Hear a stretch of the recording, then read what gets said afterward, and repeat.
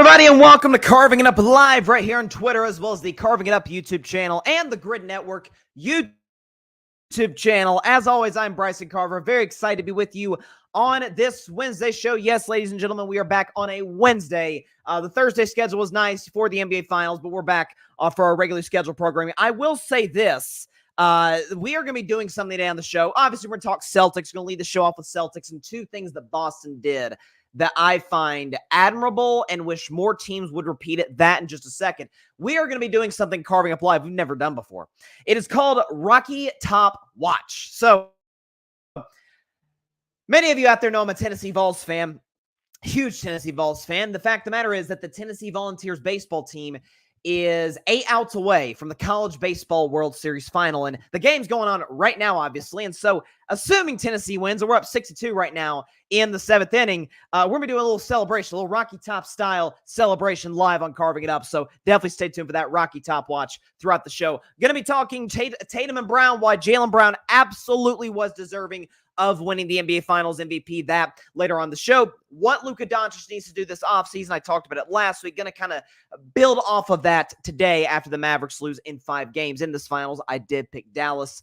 Not one of my better predictions. I've never correctly predicted an NBA Finals that didn't involve my Golden State Warriors. That is something I guess I will just have to break next year, unless the Warriors are in it. Otherwise, I'm okay with waiting another year.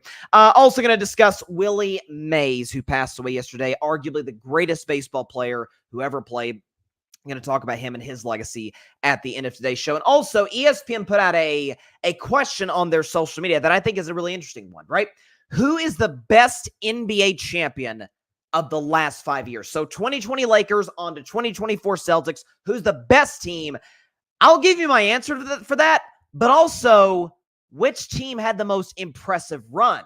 That, to me, ladies and gentlemen, is a different question. That in about 45 minutes from now. So very excited to get going Carving Up Live. My man Tim is over the moon for obvious reason. Boston Sports Summit, let's go Celtics. He's going to be going live in less than an hour, and I imagine he'll have a jam-packed show talking about the Boston Celtics. So let's talk about them. But first, Boston Celtics win the 2024 NBA Finals in 5 games.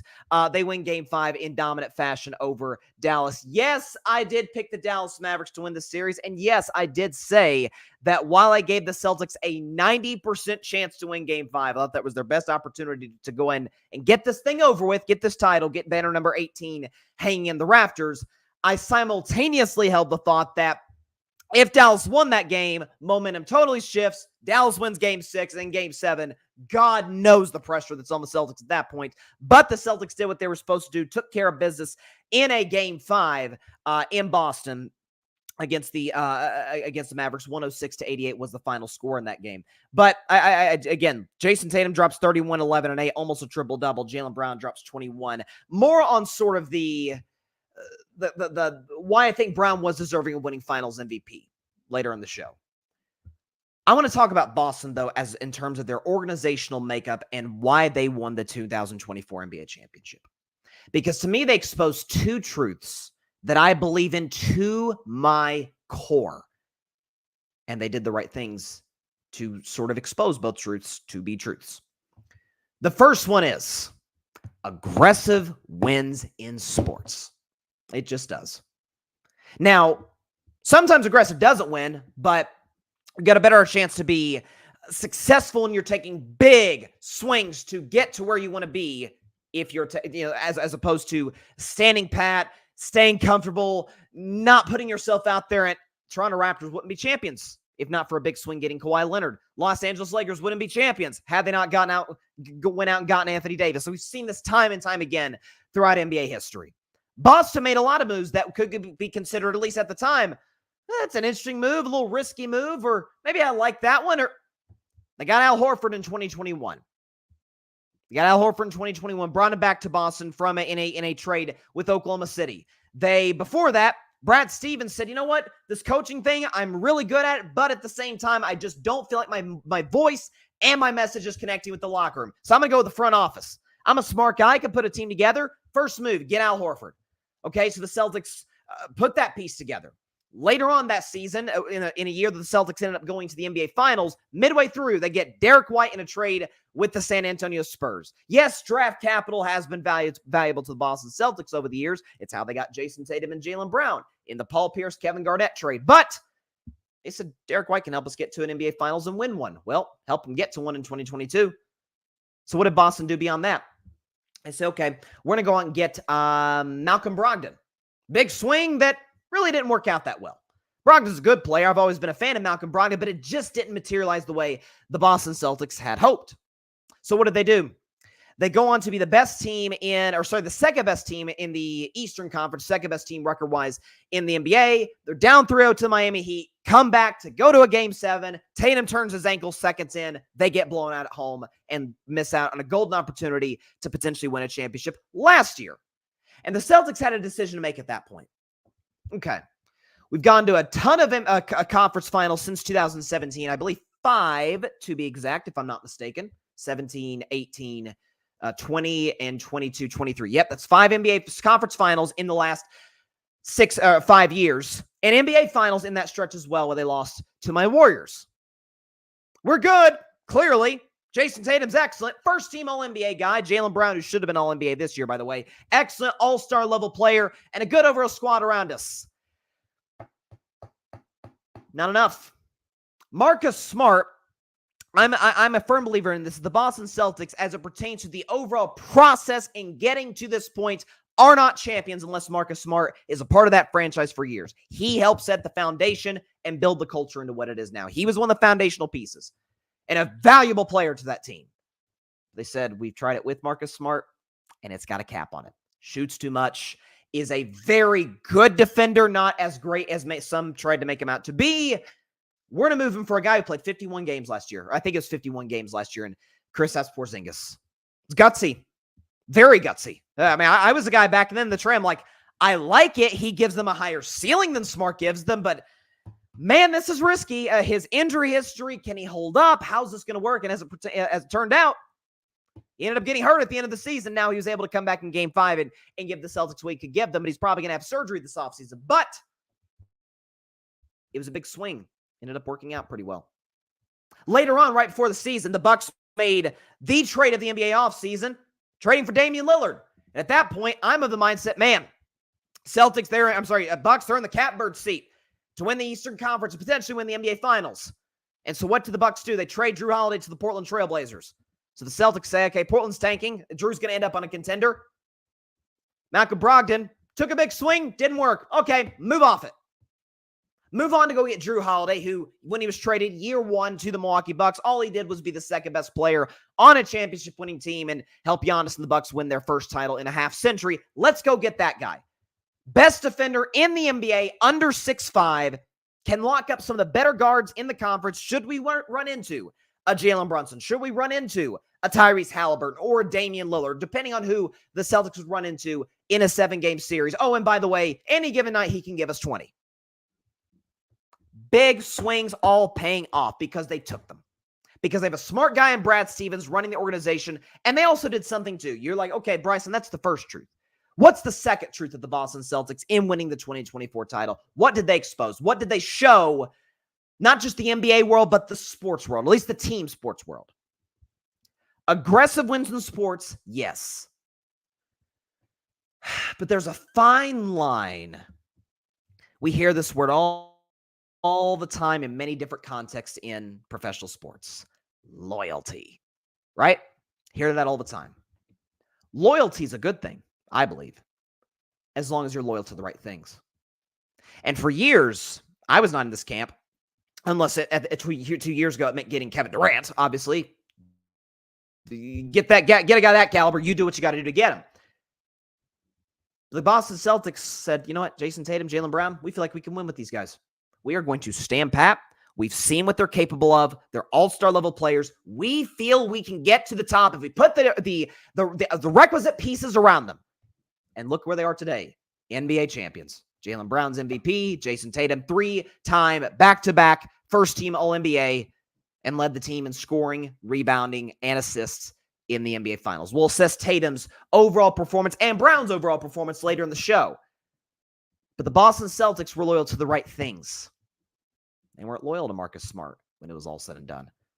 They weren't loyal to Al Horford, and then they were loyal to Al Horford. They weren't loyal to guys like a Terry Rozier, for example. They weren't loyal to guys who were good, just couldn't get us right over the top the way that a Porzingis and a Drew Holiday and a Derek White could with our two superstar players. Or in the case of Tatum, I believe him to be a superstar. Brown is no question, bare minimum, a star.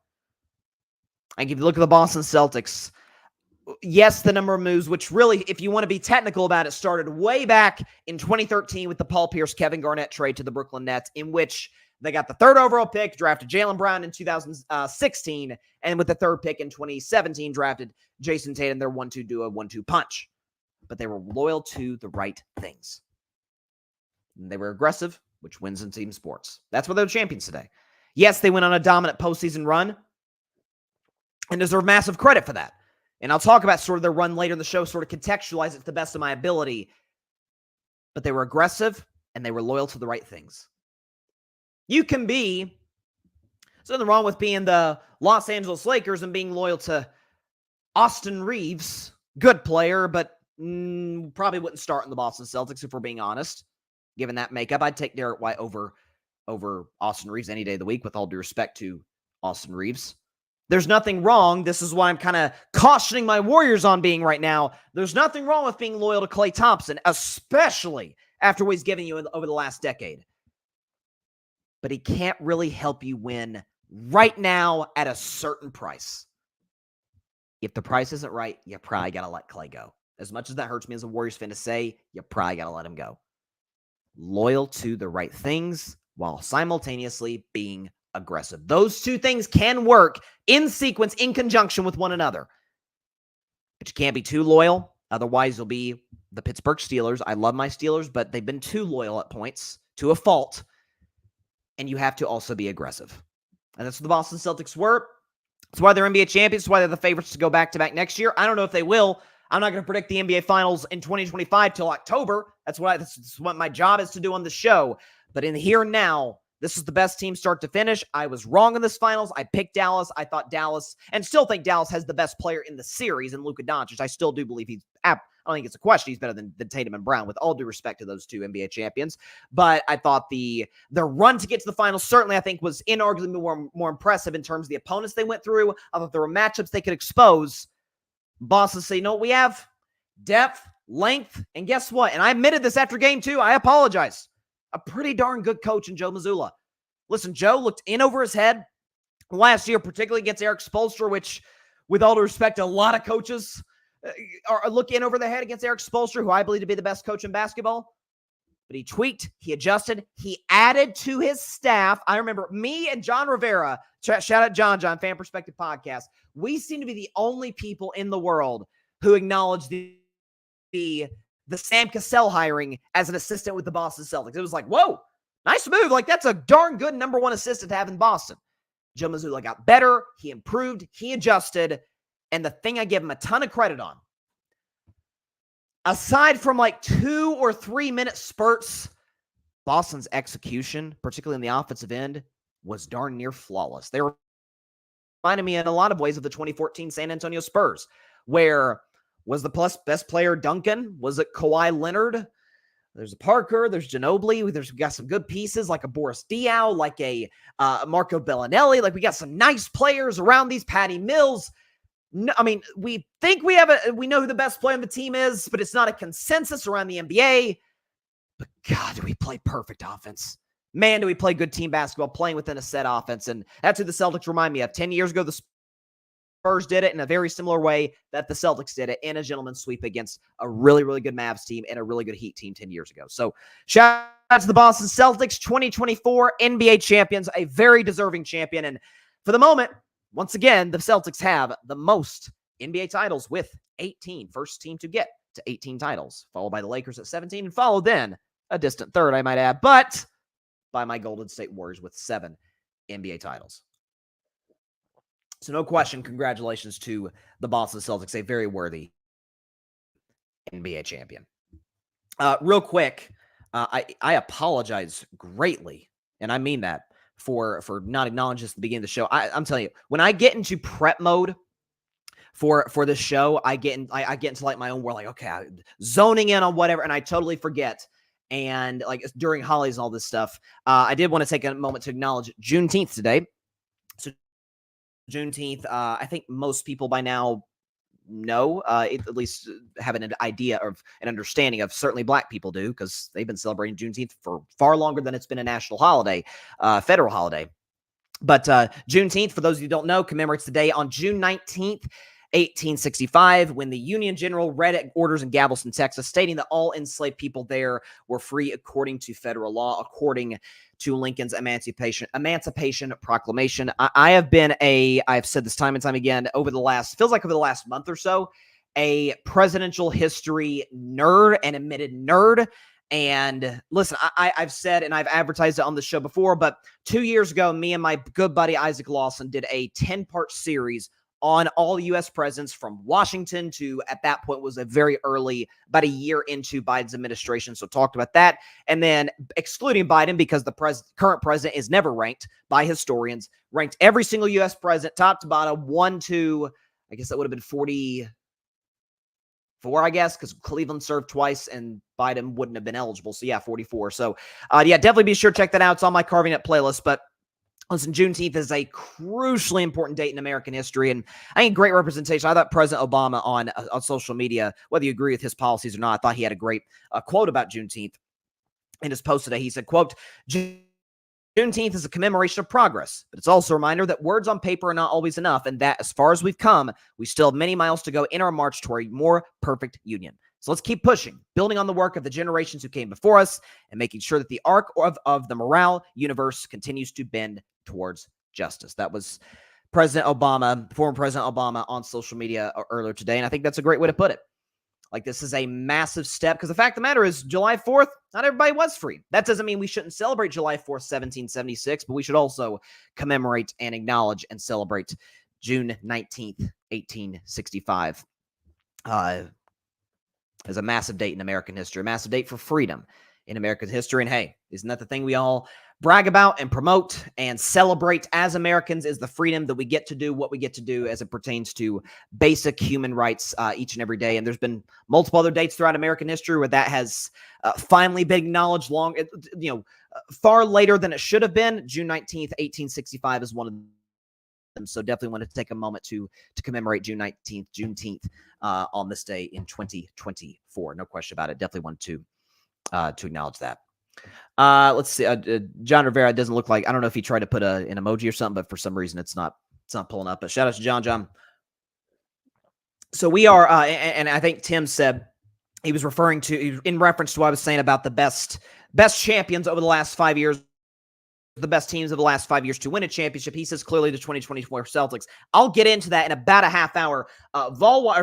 Rocky Top Watch is going on right now, and the Vols are up 6-2, I believe, going into the bottom. We just went to commercial break on ESPN into the bottom of the 8th inning. John Rivera says salute, no question about it. It's a huge day in American history, and it is kind of a shame that it took till just 3 years ago for it to be acknowledged as a federal holiday, and so. Definitely wanted to take a moment to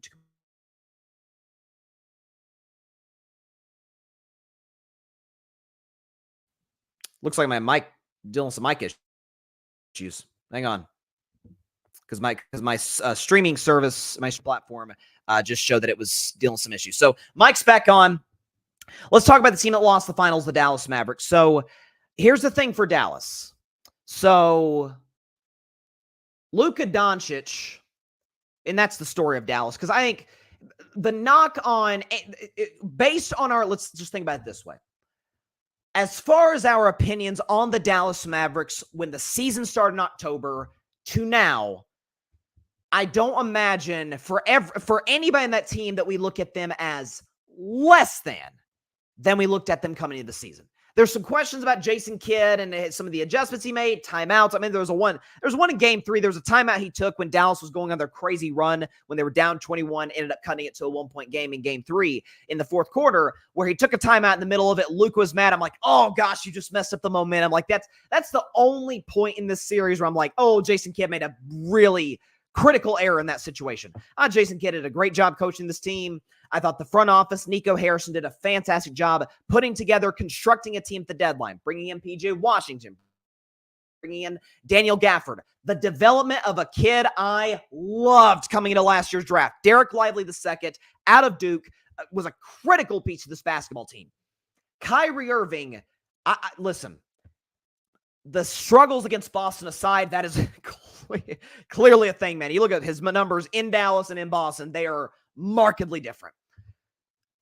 That aside, I cannot see a universe in which I look at Kyrie Irving or anybody like myself who's been skeptical of Kyrie over the last 3 to 4 years could in any way, shape, or form look at him as lesser than now as we looked at him back in October. I just don't see that. Because back in October, it was, at least this is certainly how I viewed it, Kyrie is one of the most skilled players ever, and I said, even in my doubts of Kyrie, good Lord Almighty, does this guy not have the greatest handle in the history of the game of basketball? I believed it then. I certainly believe it now. But with the off-court distractions, with the increased, percentage chance of injury, increased rate of injury that we had seen over the last few years with him, could he be the second best player on a contending team?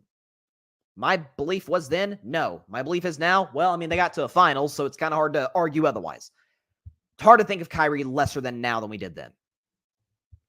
For Luka Doncic, it's also much harder to look at Luka as lesser than now than we did then. I think Luka has, by virtue of his regular season performance, when I would have voted him second for MVP behind Jokic, and by virtue of great playoff performance to get to the finals and at least get one game against a great Boston Celtics team, I think he has, for the moment, secured himself a spot as one of the 3 best players in basketball. In any order, and I'll rank my top 10 players in the NBA probably next week, because I always do, top 10 players entering the playoffs, top 10 players exiting the playoffs. It looks very different. I think among the top 3 players in the world, Luka's in there along with Jokic and with Giannis. To me, those are absolutely the 3 best players in the NBA right now. However, there's no such thing as a perfect player. He or she does not exist. We can show you Luka Doncic's finals numbers and then try and kind of put them into context. So Luka's finals numbers, all stats provided by our friends at StatMuse, all graphics provided by my man Alfred Parsard Jr. Luka Doncic in the finals, 29-8.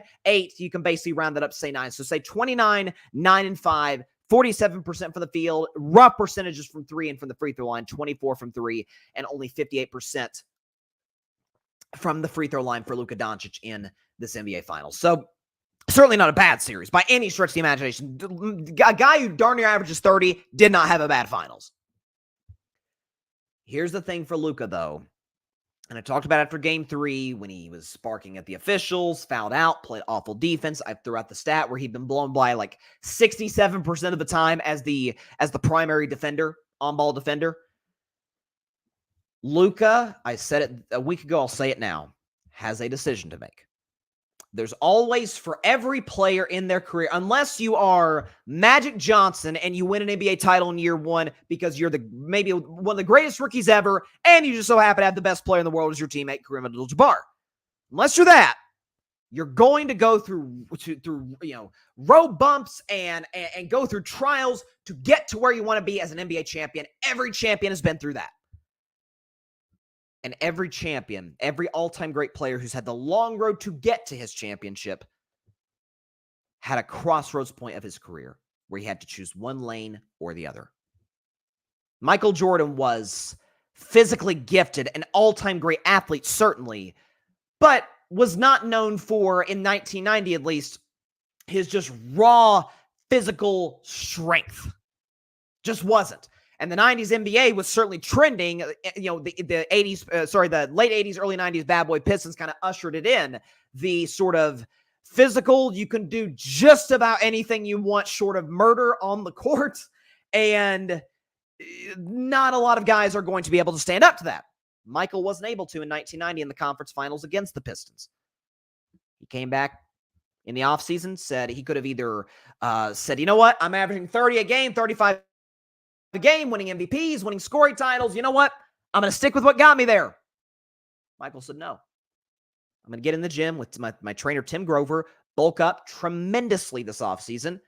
Oh, and also simultaneously buy into more of a team-oriented style of basketball with Phil Jackson, with Tex Winder, the triangle offense.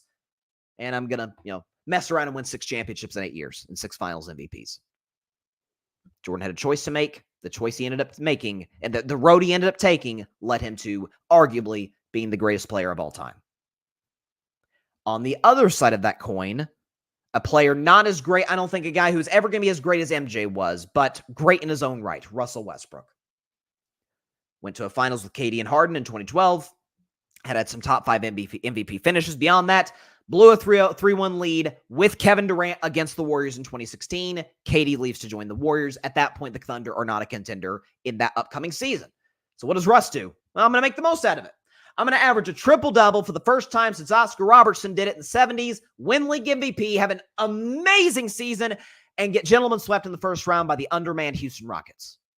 At that point, Russell Westbrook had a choice to make.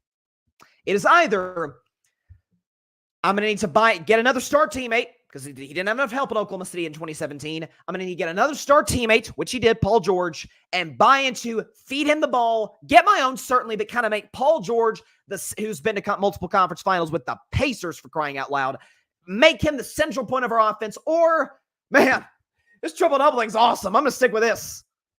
And we were kind of left a little disappointed by what Russell Westbrook's career ended up being. While it's still great, while it's still got an MVP, while it's still going to be a first ballot Hall of Fame resume, no doubt about it, there's also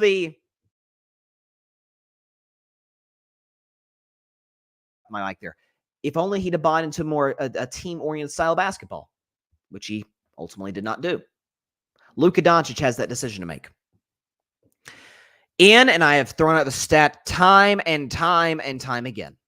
When Luka Doncic's usage rate this season is 30% or below, the Mavs are 10-0. They average 118 points per game, and they average giving up 108 points per game. In short, they're an excellent basketball team. Luka in this finals, and I've talked about it all throughout this series, didn't trust his teammates enough. Certainly didn't buy the defensive end of the floor, which he did at times in the Clippers series. I remember there was a game.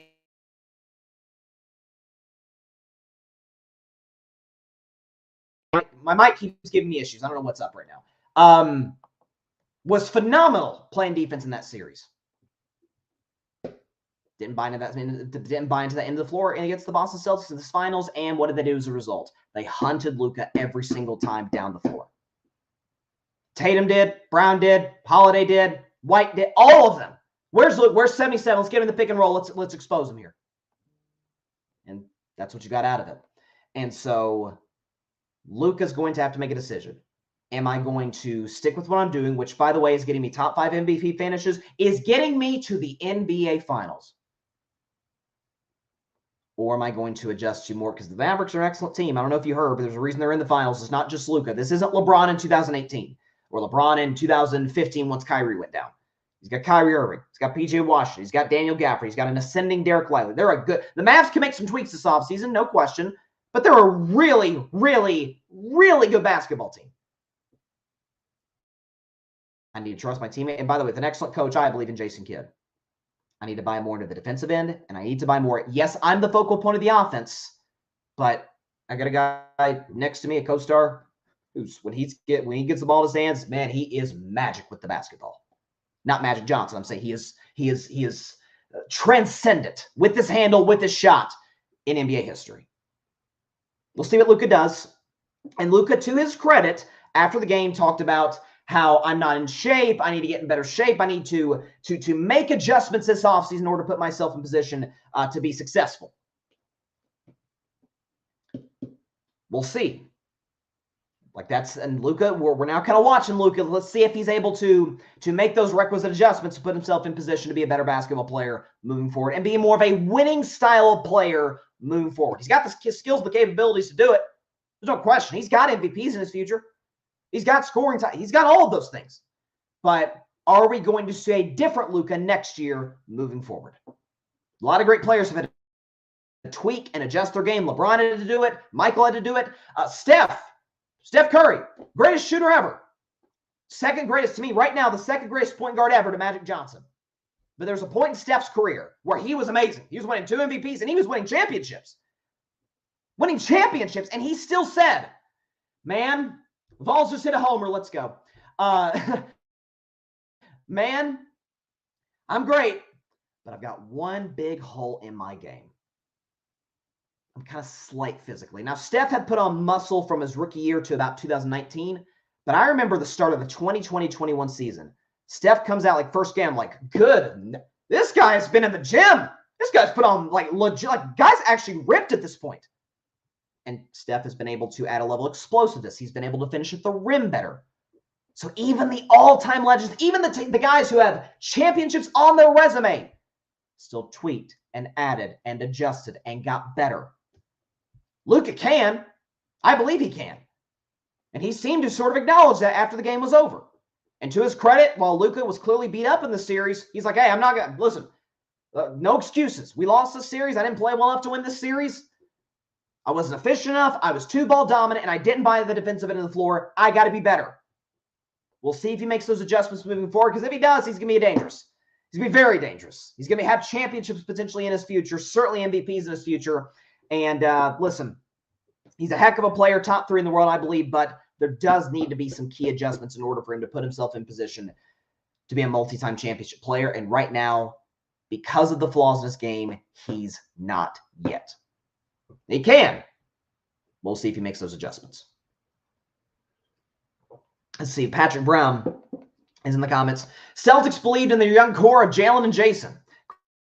Credit to Brad Stevens. Much as it pains me as a Lakers fan, credit is deserved. And he also says, Luka giving a more collective effort on defense would be beneficial. We all know he can score, but his defense needs to vastly improve. Again, nobody's asking Luka to be, I keep using this example, but to be Gary Payton or to be Tony Allen, who I again, personally, he doesn't have the accolades of a Gary Payton. I personally believe Tony Allen's the greatest guard defender 6'3" or below in NBA history. I think the guy, you can't shut down the great players. You can make it really hard on him. Kobe Bryant would tell you that. Kevin Durant would tell you that. Steph Curry would tell you that.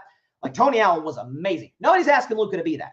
Nobody, because the fact of the matter is, if he is that, it's going to take away from his offense. And nobody wants that because he's a transcendent offensive player. But at least because he's big, he's strong, he can move his feet quickly. We saw him put Rudy Gobert on skates in Game 2 of the conference finals. He's got the footwork and the overall just natural strength to be a solid, not even good, a solid defensive player, as opposed to a guy where Boston is just hunting him down. It almost got painful to watch at one point. Tatum's like, hey, where's Luka? Let's get him in the pick and roll. Derek White's going right by him. Derek White's a good, sort of driver and slasher to the basket. It just goes right by Luka. So that's going to be something he's going to have to adjust and get better at moving forward. I think he can. I think he's that great of a player, but as of right now, he's just not right there right now. So that's to be key for him. Also, because I'm about to talk about Tatum and Brown, and on Rocky Top Watch, the Tennessee Volunteers have a 7-2 lead over the Florida State Seminoles. Top of the 9th inning, 2 outs. Tennessee's the road team, by the way. So this isn't like one more out and it's over. So 2 outs here and just a foul ball left side. Looks like the Vols are going to be in position here on Rocky Top Watch, here on Carving Up Live, literally live reaction to advance to the College World Series final. That will be a pretty cool moment, unless they pull off the all-time collapse in the 9th inning, which I do not anticipate with their improved pitching. It appears there's a pop-up shallow center, and that's going to be out number 3. So Tennessee is in position. 3 more outs to the Men's College World Series final, baby. Let's go. We're going to celebrate in requisite fashion. Make sure I got my speaker. Oh, my speaker's ready to go. Let's get my speaker ready to play Rocky Top and to celebrate Tennessee getting to the final. Yeah, I want to make sure that's ready to go. That's what I'm talking about. Real quick, as Tennessee's getting ready to be put in position to celebrate, let's talk about Jason Tatum, Jaylen Brown. So Jaylen Brown won Finals MVP. There's 11 people who vote for Finals MVP in the NBA media. He won by a final vote of 7 to Jason Tatum's 4 votes. And we can show you their numbers in the series. And one might ask, well, why was Tatum MVP? Tatum averaged more points, more rebounds, more assists, although Brown averaged more steals, more blocks, shot a better percentage from the field, although Tatum, while they were both awful from three. 23% for Brown, 26 for Tatum. Tatum did, for what it's worth, shoot better from three-point range. But Brown wins Finals MVP, and I agree with it. Because my viewpoint of the Finals MVP, particularly in a short series, which this was a gentleman's sweep. I am of the mindset that in a 5-game sample size, for MVP, it's different. You play, I mean, the NBA put the rule in, you got to play at least 65 games. So you have a big sample size to judge like 3 MVP finalists by. NBA Finals is a lot tougher. One game could be very different from the next. You get the picture. 5 games to decide to decide between Jason Tatum and Jaylen Brown. And here's what I know. In game 1, Jaylen Brown led the Boston Celtics in scoring. He was the best defensive player in that game, I believe. Porzingis was great in that game, but I thought Jaylen Brown played great overall individual perimeter defense in that basketball game. Well, Tatum struggled badly from the field against the Boston Celtics in game 1. So Jaylen was better than Tatum in game 1. In game 2, Jaylen Brown was better than Jason Tatum on the defensive end, and in large part on the offensive end. There was a sort of sense of hesitancy from Tatum as opposed to Jaylen Brown, who shot a better percentage from the field, 8 for 15, and scored 21, as opposed to Tatum, 6 for 22, and scoring 18 points in that basketball game. In game 3, Tatum scores 31, plays excellent on the offensive end, although an inefficient offensive game. But if you remember, Dallas Mavericks make the furious fourth quarter run, make it a very, very interesting basketball game. Boston Celtics have a lead in that game, 100-98 after a Derek Lively dunk. And what does Jaylen Brown do on the other end? Hits a fadeaway jump shot, and the Celtics win game 3 and basically wrap the series up. Now in game 4, now Tatum and Brown, neither were good. No Boston Celtics was good in game 4. Game 5, different story. Jason Tatum drops 31. But I believe Brown's defense, Brown's clutch shot making, and overall consistency in this series warrants him being the MVP. It reminded me a lot, to a greater degree than this. It reminded me of another short NBA Finals, 2018, involving my Golden State Warriors. So Kevin Durant won the NBA Finals MVP in that series because he averaged more points than Steph. As far as I know, more rebounds than Steph. Assists, I think it was pretty close between the two. KD probably averaged more assists in that series as well. You're like, well, duh, of course KD's Finals MVP. Here's the thing. Steph, just ask Ty Lue, head coach of the Clippers, who was the head coach of the Cavs at the time. Ty Lue will swear to you, our defensive focus, as great as Kevin Durant is, it's geared toward number 30. Because if 30 goes off, it's over. Because the spread, everybody else gets to space the floor. Clay gets off. KD gets off. If Steph gets going, it's over. Especially for an undermatched Cavs team in 2018. And yet, Steph Curry was, by the numbers, unequivocally better than KD in game 1. In game 2, he broke the finals record for threes made in a game. Unequivocally better than KD in game 2. Now, KD was unequivocally better than Steph in game 3 because he dropped 43. Steph, I think, barely dropped double digits. That might have been what convinced voters for whatever reason. But in game 4, while KD has a 20-point triple-double, Steph drops 37. Steph, in my view, on a game-by-game basis, should have been Finals MVP in 2018. That's kind of what this reminds me of. I think the voters got it right. And the thing is, for Jason Tatum, this is a guy who has I've been a Tatum guy for years. This is a back-to-back 3-time first-team All-NBA guy. I believe only Giannis and Luka. Jokic may have done it. Giannis and Luka can say that they have done that. So he's in an elite class in that regard. He's really good on the defensive end. Some of his greatest games in the postseason have come when the Celtics had their back against the wall. I remind you of Game 6 against the Bucks 2 years ago in the second round. Down 3-2, and he drops 46 points. I remind you of the fourth quarter, Game 6 last year, second round, Philadelphia 76ers. Jason Tatum is having a dreadful shooting performance and then goes berserk in the fourth quarter. I believe scores 12 points in the fourth quarter to pull the Celtics out of that game, and then casually goes on to drop 51 in a do-or-die Game 7 in Boston. So Tatum's best, and he had a 30-point game, I believe, in Game 7 against the Heat 2 years ago to get into the finals. So Tatum has been great, and I still am a Tatum fan. The thing I think at this point, for a guy of Tatum's caliber, because champion, hey, check. No worries about that now. He's an NBA champion for the rest of time. Now I think the question for Tatum, We know, I think I'd say if you polled 100 people on who the best player in the Celtics is, I'd say about 75 to 80 of those people would say Tatum's the best player on the team with respect to Jaylen Brown, who is excellent, but I don't believe is better than Tatum. And I don't think he's shown himself to be better than Tatum over particularly the last 3 years. So Tatum has proved I can be the best player on a team that wins in the NBA Finals. Like that's undeniable.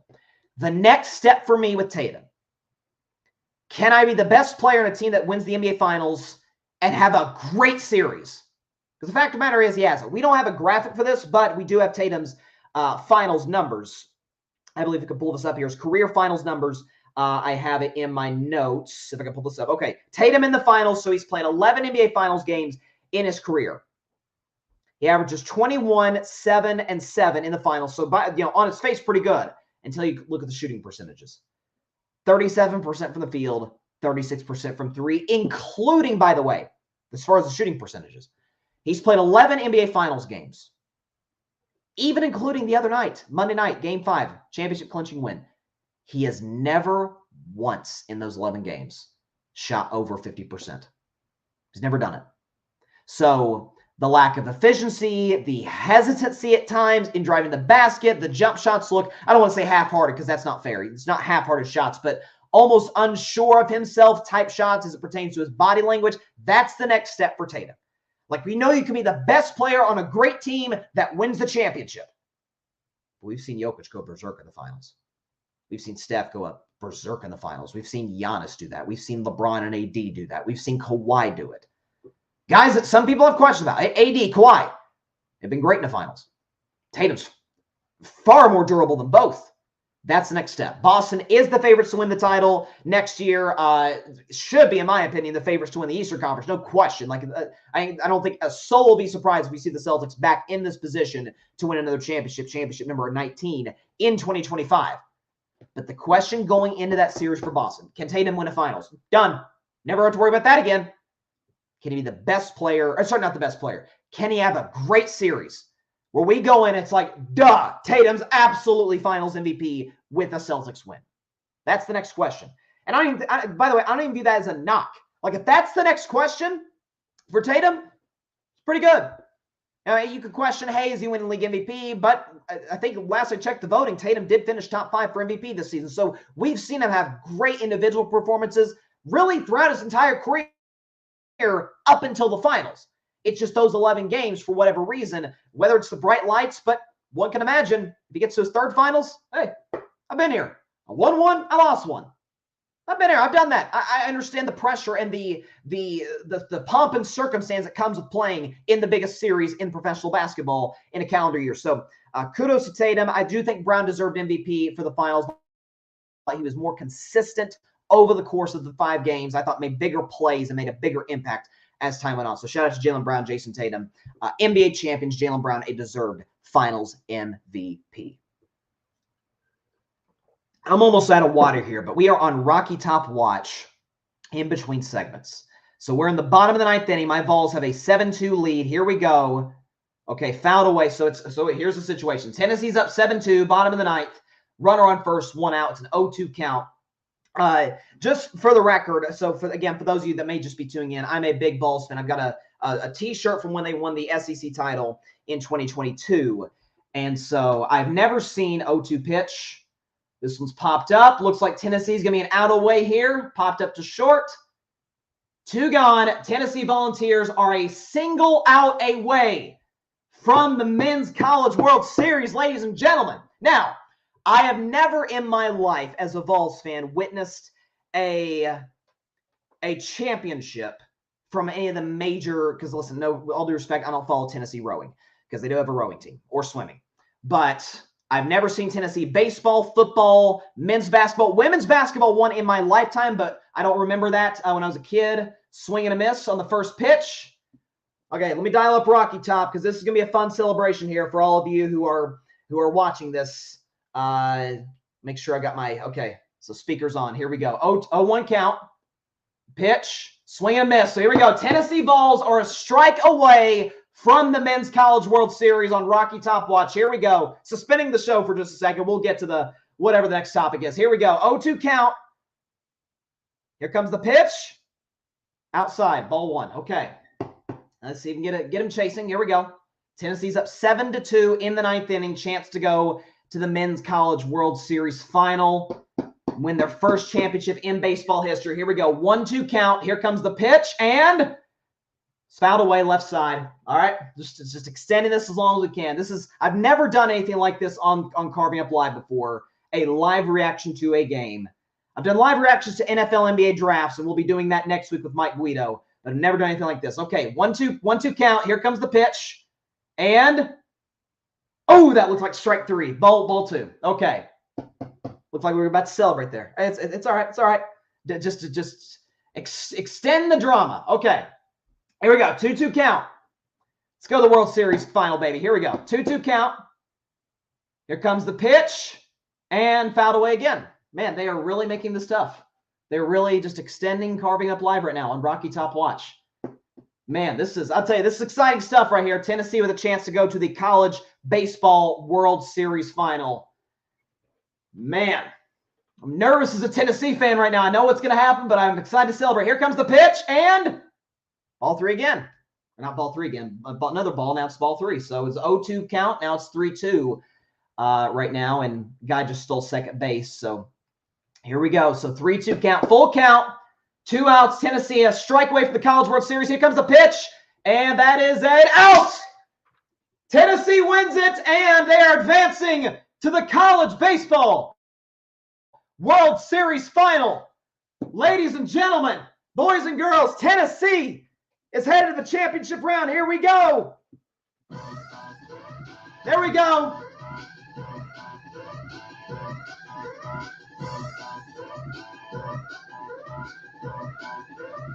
Let's go. Ball's advancing, baby.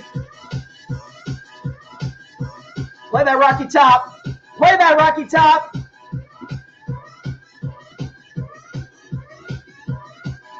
I apologize to all the non-Tennessee fans right now, but the Tennessee Volunteers baseball team is headed to the national championship game, ladies and gentlemen. Woo! Rocky Top Watch concludes in beautiful fashion. Let's go. Rocky Top Watch. Tennessee. National championship, baby. Let's go. You know what? We'll let it get to the main Rocky Top so we can sing it, and then we'll move on with Carving Up Live because I know everybody wants to hear my take on the Celtics, but here we go. National championship, baby. Let's go. Here it comes, ladies and gentlemen. Listen, you can sing it with me, even if you're not a Tennessee fan. Rocky Top. Let's go. Here we go. Rocky Top, you'll always be home, sweet home to me. Here we go. Good old Rocky Top. Woo! Rocky Top, Tennessee. That's what I'm talking about. That's that volunteer pride live on Carving It Up. Man, it's a dope feeling. Listen, man, again, diehard Vols fan, football, men's basketball, women's basketball, baseball, softball, the whole bit. And the Tennessee Volunteers are natty bound, baby. National championship, which I believe game one is Saturday. Is it Saturday? Let me check and see when that is. Yep, it'll be Sunday. I apologize. Sunday at 2 p.m. on ABC. That is Saturday, 7:30 p.m. on ESPN. Tennessee will meet either Texas A&M or Florida. Let me tell you something. Can you imagine?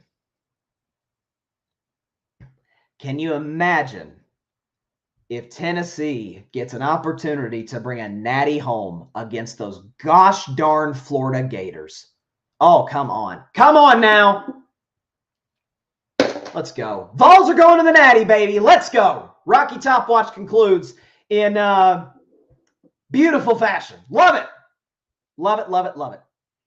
Patrick Brown, that has to be included in NCAA college football. You talking about Rocky Top? Oh, I'm sure it will be. I'm sure it will be. And by the way, Patrick, I don't know if you follow college baseball. I know you're a big Seminoles guy.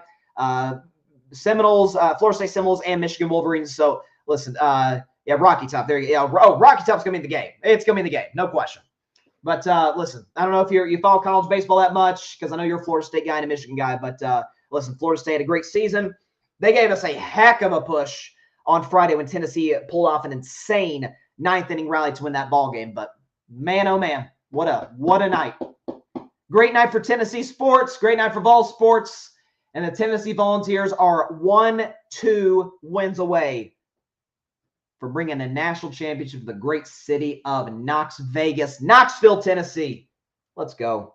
Listen, at this point, honestly, A&M and Florida play. I think it says it's 7. They'll probably be playing a little later than that. I am legitimately pulling for Florida. It's one thing to beat Texas A&M for a national title. That's another SEC school.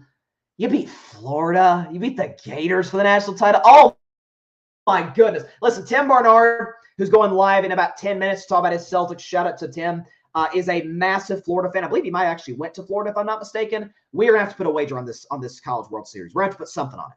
And I don't know, Tim may have to come into Carving Up and sing Rocky Top or something. I may have to do like the Gator Chomp on his show. We'll have to do something. But a Grid Network wager is on the way if Florida beats Texas A&M to meet Tennessee, the Tennessee Vols in the national championship. But Tennessee, let's go. Again, apologize for the little break in between the action for the Carving Up live topics, but Rocky Top watch. There you go. So Texas A&M, Florida. Now, is that a do or die game for both teams? It says that first pitch is at 7:55 Eastern on ESPN. So is that the winner of that game play? Okay, so I think the situation is if A&M wins, they advance. I could be wrong on this, but I think if A&M wins, they advance. If Florida wins, there's another game tomorrow, and the winner of that one plays Tennessee on Saturday night for Game 1 of the College Baseball World Series National Championship. Let's go. Let's go, Vols, baby. Christian Moore, Tony Vitello. I got to meet briefly Tony Vitello, the head coach of the Tennessee Vols baseball team. Cool dude, fantastic manager, has a heck of a baseball team. So Tennessee, the Natty. All right, enough talking about Tennessee, even though I'm going to be doing it a lot over the next few days. Let's go, Vols, baby. All right, let's go back to Boston. So the Celtics, NBA champions. So a big discussion, at least ESPN posed it this morning or last night. I think it was last night on social media. They posed the question. Okay, let's start because we're basically in the midst of the 2020s. Half the decade has won its championships, right? We've had 5 NBA champions in the 2020s. And where do they rank? So you got 2020 LA Lakers, who beat the Blazers in round 1 in 5 games. They beat the Rockets in round 2 in 5 games. They beat the Nuggets in the conference finals in 5 games. And they beat the Heat in the NBA finals in 6 games. Then you have the 2021 Bucks, who swept the Miami Heat in round 1, who won in 7 games against the Nets in round 2, who beat the Hawks in 6 games in the conference finals, and who beat the Suns in 6 games in the NBA finals. My 2022 Golden State Warriors beat the Nuggets in 5 games in the first round, beat the Grizzlies in 6 games in the second round, beat the Mavericks in 5 games in the conference finals, beat the Celtics in 6 games in the NBA finals. Last year's Nuggets beat the Timberwolves in 5 games in the first round, beat the Suns in 6 games in the second round, swept the Lakers in the conference finals, and then beat the Heat in 5 games in the NBA finals. Then this year's Celtics beat the Heat in 5 games in the first round, beat the Cavs in 5 games in the second round, swept the Pacers in the conference finals, and then beat the Mavericks in 5 games in the NBA finals. So that's kind of the summary of it. I think if we're going to talk about the best, because to me, there's a different conversation to be had that I'm going to pose in just a second, or a different question to pose that I will in just a moment. If we're talking about the best teams, we're talking about regular season playoffs, we're combine all of it. The best teams. Put up the list. This is where I think it ranks. The Celtics, this year's Celtics are on top. They won 64 games. Statistically, they had the most efficient offense in NBA history. They were top 2, the second best team defensively in the regular season, and they never faced a game 6 in these playoffs. They swept the Pacers, never even saw game 5 in that series, and the rest of their series, first round, second round in NBA finals, never went to a game 6. 2023 Nuggets, the only time they were pushed to 6 were by the Suns, but if you actually watch that series, Phoenix got absolutely run off the court in games 5 and 6. And again, took care of Minnesota 5 games, swept the Lakers, swept LeBron James and Anthony Davis, swept them. There's something to be said for that. And then took care of a Miami Heat team that, took out the 1-seed Bucks, took out the 2-seed Celtics. Denver took care of them like that in 5 games. 2020 Lakers, I've got at 4. So that Portland team, and we'll show it in just a second, the resumes. That Portland team in the first round, under 500. That Rockets team, the second round. Playoff Harden, playoff Westbrook. You should win that series. Conference finals, you beat the Nuggets in 5 games. That's very impressive. Jokic and Murray. That was their first deep playoff run, and to beat the Miami Heat in 6 games in the NBA Finals. I've got the Bucks at the bottom for this reason and this reason only. I think of those teams, because I do factor in coaching, I think the 2021 Bucks in that list absolutely have the worst coach. I would take Joe Mazzulla, Mike Malone, Steve Kerr, and Frank Vogel over Mike Budenholzer any day of the week. There were multiple series that Milwaukee could have won way quicker than they did.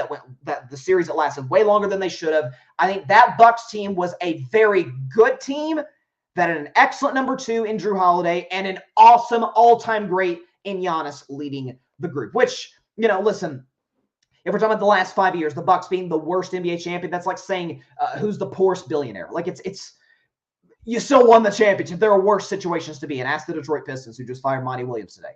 So, of the best teams in the last 5 years to win a championship, I've got Boston, Denver, Golden State, Lakers, Bucks. To me, a conversation that needs to be asked or had. What's the most impressive run to win the NBA Finals?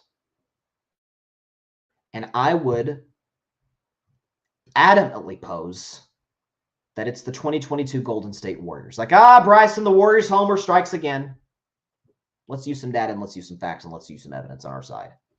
We're going to go championship by champion. So we're going to go 2020 Lakers to 2024 Celtics, okay? So let's put up, do we have the Lakers? There they are, okay. Here are the Lakers' playoff opponents. First round, Portland Trail Blazers were 4 games under 500.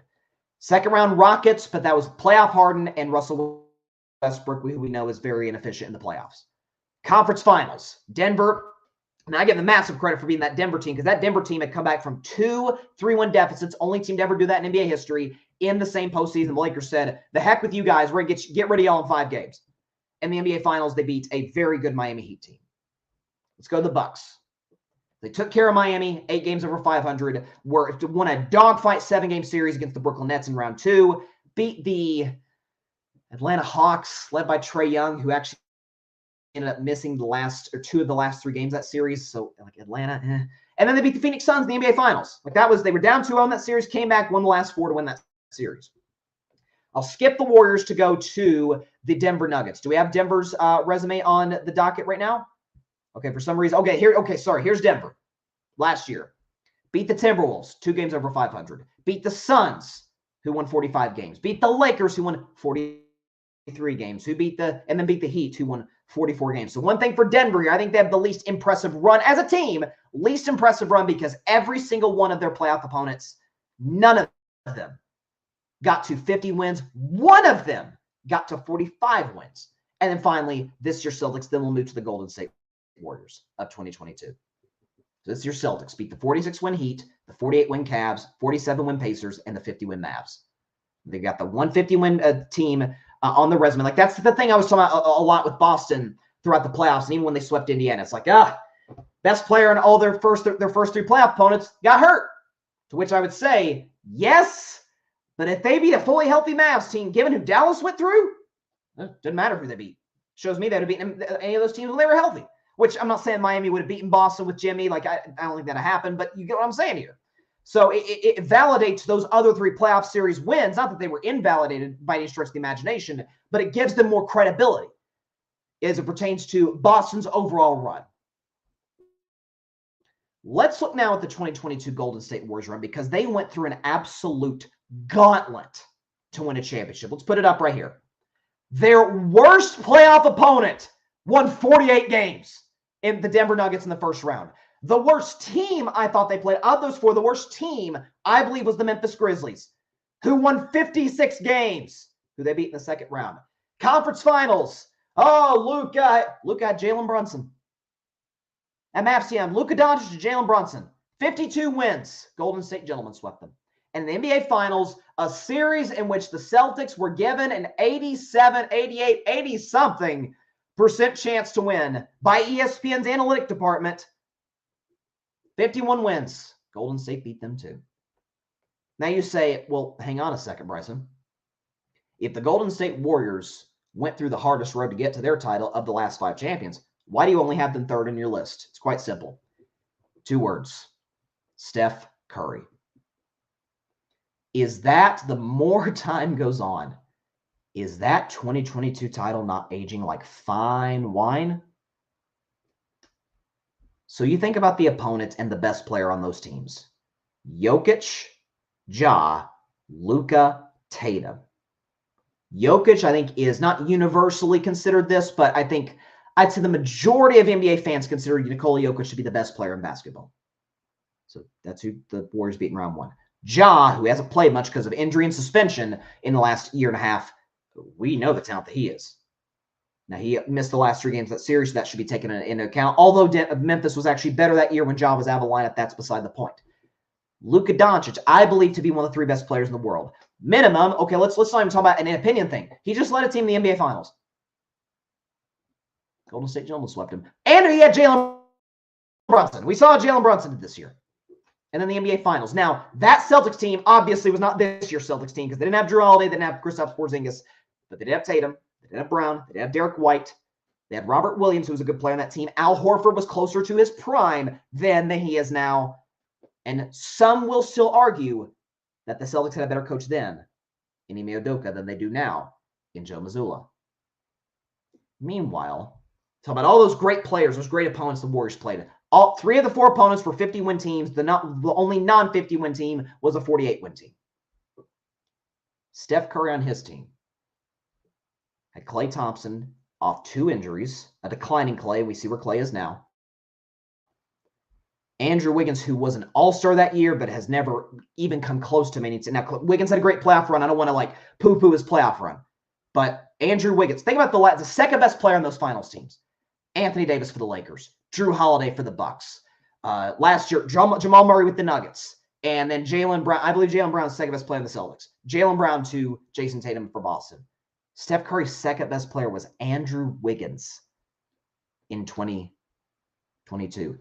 Jordan Poole was a viable offensive option on those 2022 Warriors. Now, he's the worst contract in the league.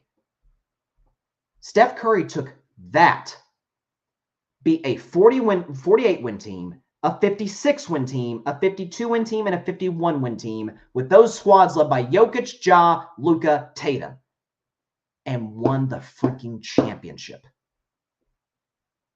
So if we're talking the best team, 24 Celtics, of the last 5 champions, 24 Celtics to me have the spot at the top. Best run, most impressive run, given the circumstances, given the context of what Steph had versus what he was going up against. It's Steph Curry, and it's the 2022 Warriors. I don't think it's close. With respect to the Lakers bubble run, which people try to discredit, it's a Mickey Mouse rink. No. The bubble, ask any players in the bubble. That was no fun. It was no fun. 21 bucks. Had to go through KD, had to go through some great players. Chris Paul in the finals, Devin Booker. But they beat Trae Young, who actually missed some games in that series in the conference finals. Who am I missing? Denver. Did not beat a single 50-win team in their own the title. Now, that's not their fault, but we're just talking about who's more impressive. 2022 Warriors, and it's obvious over the last 5 years had the most impressive championship run. No question about it. Patrick, 2020 Lakers. Degree of difficulty in a global pandemic, being away from family in Orlando, plus the untimely tragedy of Kobe and Gigi. Everyone can say what they want, but it's still a championship. Oh, it's definitely still a championship. Anybody that tries to act like that it is somehow lesser than and, it doesn't count. It not only does it count, it's one of the most difficult titles that we've seen in the modern NBA because of there's no home games. Well, there's no road games. There was also no home games. These players, think about the Lakers in particular. They're from Los Angeles. They're playing in Orlando. For 2 months, 3 months, had to be away from their families for the majority of it. Couldn't sleep in their own beds for 3 months. Now, again, to the average person, it's like, it's a brutal problem to have. Yeah, obviously, in the scheme of the world. Of course, there are worse problems to have, but as it pertains to a basketball context, that's tough, man. That's really tough. And so as far as degree of difficulty, Patrick, I put 2020 Lakers number 2. But, you know, for what there was in how do I word this? For what there was in external difficulty with the pandemic, with the bubble, with all of those things, the Warriors made up for that in their playoff opponents relative to the Lakers' playoff performances, or the playoff opponents, rather. Like, that to me is the key in all of this. And so, like, that I'm telling you, man, not just because of who they beat, but because of who was on that team and where they are now. That 2022 Warriors team, that I already thought then that was the absolute, no question, put Steph in the top 10 of all time. Looking back now, he took Wiggins and aging Clay and Jordan Poole and won a darn championship with Draymond Green, who was still very good. Did get to the Western Conference Finals, won the championship. That's pretty good. That's pretty good. Matter of fact, it's all-time stuff, and it's one of the reasons why I think Steph is, among all-time players, there's 5 guys I can definitively put above Steph Curry right now as we sit here today. In this order from 1 to 5. LeBron, MJ, Kareem, Kobe, Magic. And he is on Magic's heels. Because as great as Magic was, and I don't want to ever take credit away from the great Magic Johnson, it didn't hurt that he had the all-time leading scorer for all 5 of his championships. And for most of those titles, Kareem was in his prime. Or at least was still really, really, really, really good. Steph and KD, and they were the greatest team ever. Like, he kept Steph, forget Kareem, give him KD, and they're unstoppable. They would lose 1 game in the whole playoffs in 2017. I'm just saying. So some folks may want to look at that as like a pro Steph Curry statement and anti. No. Saying anti anything. This is let's look at the historical context of what we're seeing. And I'm glad ESPN posed a question because it's a good one. Because I think Boston's the best team in the last 5 years among champions. Golden State had the most impressive run. Those to me are 2 separate conversations. All right. Last topic before we get out of here on more of a somber note. We have lost a lot of legends lately. I've been doing more tributes to the deceased than I'm comfortable with. But Bill Walton passed 2 weeks ago. Jerry West passed last week. And we had another legend pass yesterday, a man by the name of Willie Mays. Willie Mays, who was, without question, no doubt one of the 5 best baseball players ever. You can make a strong case for the 3 best and maybe the best. Willie Mays passed away yesterday at the age of 93. And I want to give a special shout out to Alfred Parslow Jr., who's as big of a baseball fan as I am. He's a bigger fan than me, and he puts together the graphics for the show. And he put together, I thought, a great graphic of Willie Mays with his stats, with his accomplishments. But also, I thought it was great if we could pull this up here of the Willie Mays graphic that Alfred put together. Because the fact of the matter is, we think about Willie Mays primarily with the San Francisco Giants, and then he has that last run there at the end with the New York Mets, but he also played for the Birmingham Black Barons. Like, that was his first team. He played in the Negro Leagues, and obviously a couple of weeks ago, 2-3 weeks ago, Negro League stats were were integrated with Major League stats, which gave actually Willie Mays an extra 8 hits. So actually bolstered his legacy in a minor way. But you look at Willie Mays' resume: 24-time All-Star, second all-time. 1944 World Series champion, 2-time National League MVP, 12-time Gold Glove Award winner, 1951 NL Rookie of the Year, 1954 batting champ. He's a 4-time National League home run leader and a 4-time National League stolen base leader. This is a guy who was, in every possible sense of the word, a true legend.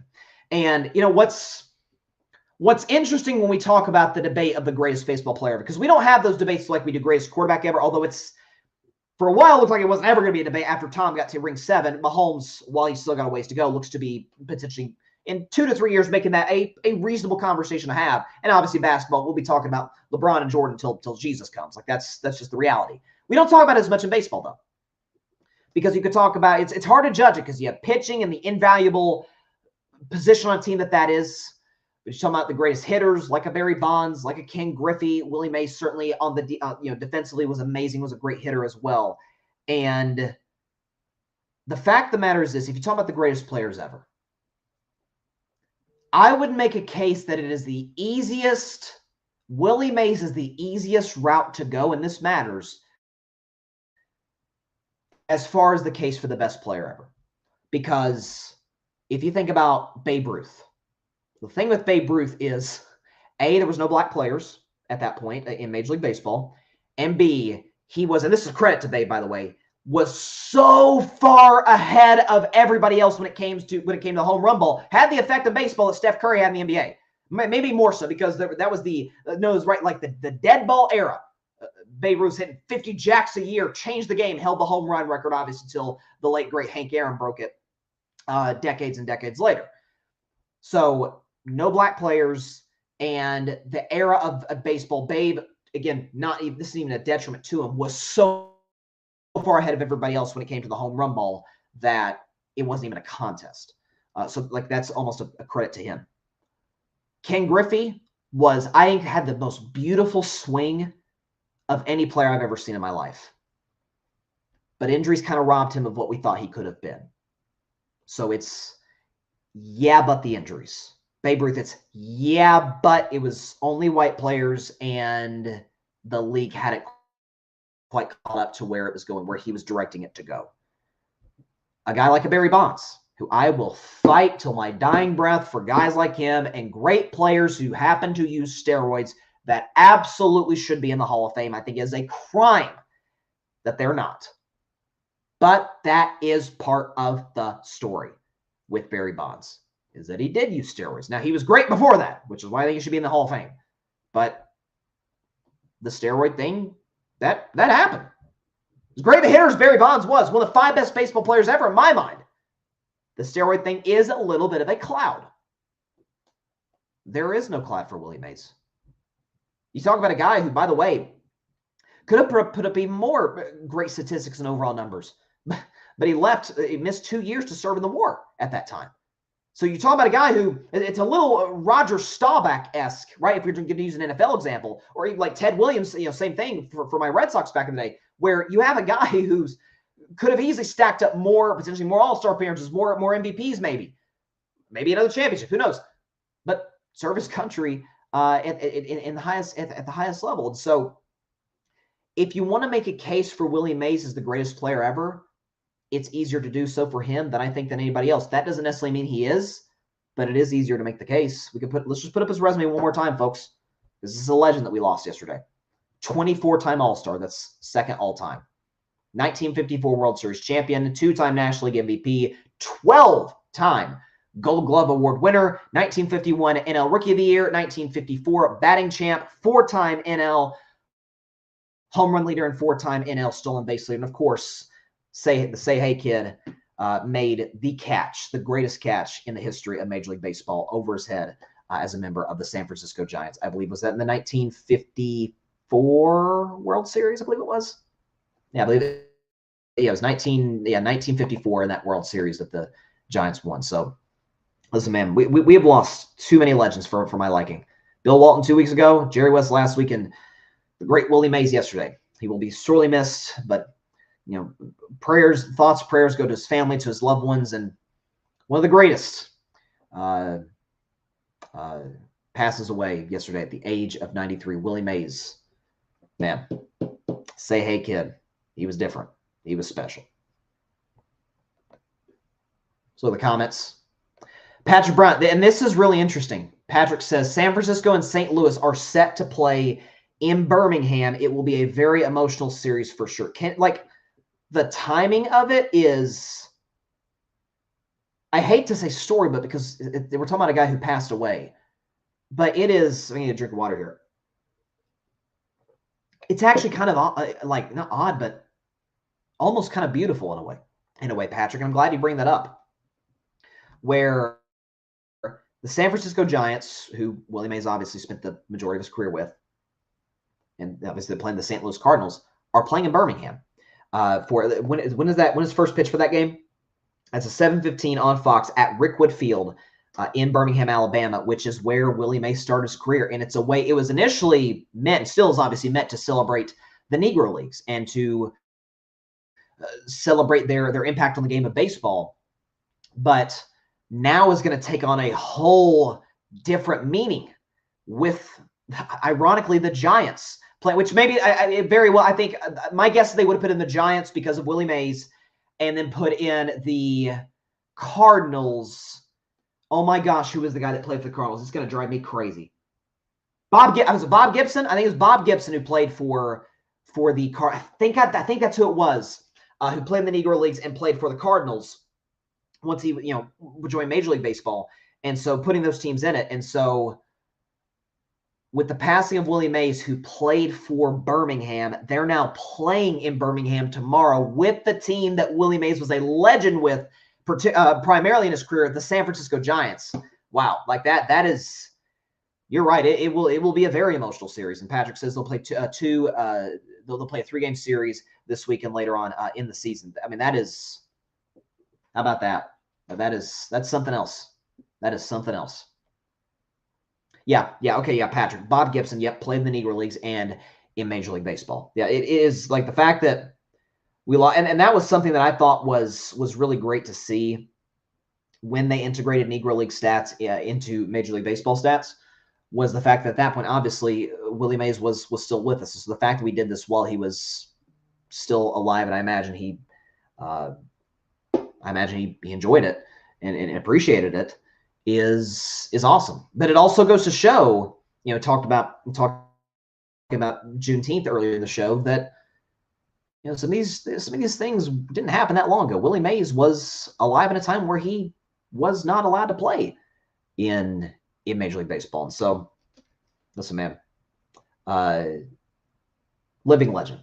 There's nothing else you could say. Willie Mays passed at 93. God bless him that he did get to live a full life at 93 years. I think that's what we all, one of our things. I think it's universal across the board. We all want to live a long, blessed life, and Willie Mays certainly got to do that. And he will be missed, and he will be remembered fondly as arguably the greatest baseball player who ever lived.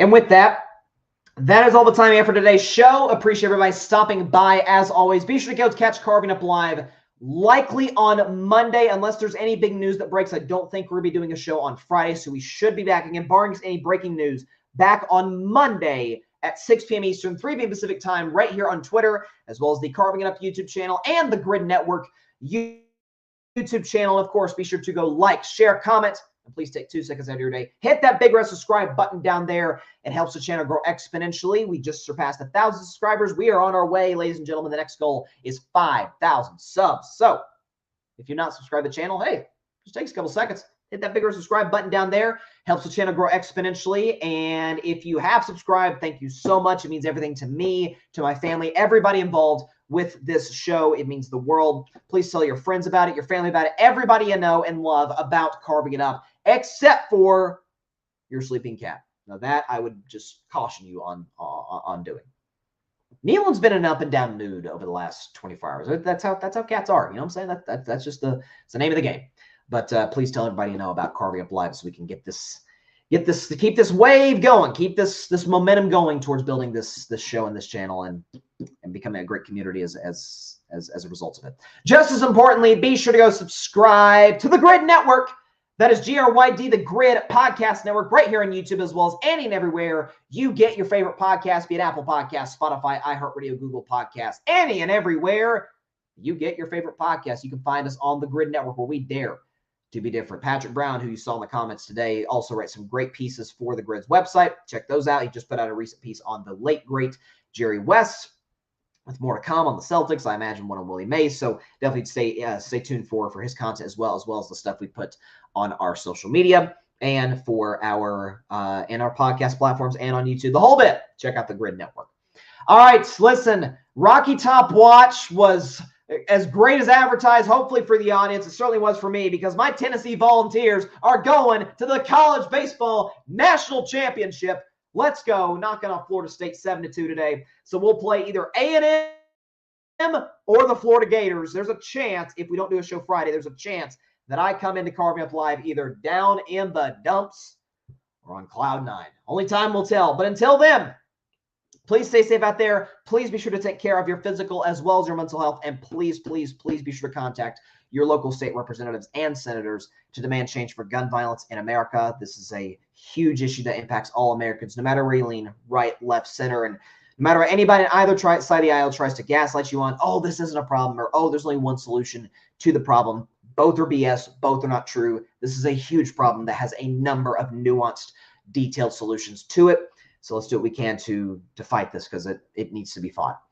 All right, I will see y'all likely on Monday. I'll give an update on social media come Friday. Unless there's any sort of breaking news, we'll likely be back on Carving Up Live next Monday, 6 Eastern, 3 Pacific time, same time as usual, as we gear up to the draft, gear up towards NBA free agency. It's going to be a fun next couple of weeks as the NBA landscape shifts and changes to the 2024-2025 season. Come on, Warriors. Let's make something happen, baby. Let's go. All right, see you then. Stay safe out there. God bless y'all.